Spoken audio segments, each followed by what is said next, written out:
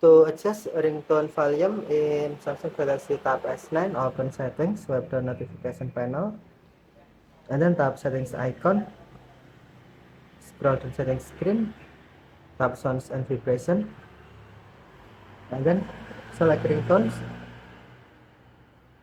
On ringtone volume, you can drag adjustment bar to the right,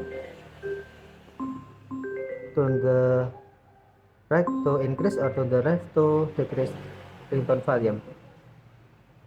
Or you can press volume up or volume down. Oh, sorry. And then tap more icon or three dot icon. You can and then on notification, sorry.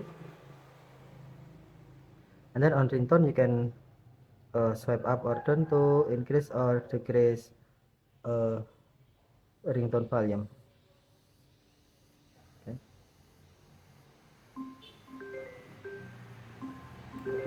Okay, thank you for watching. Have a nice day.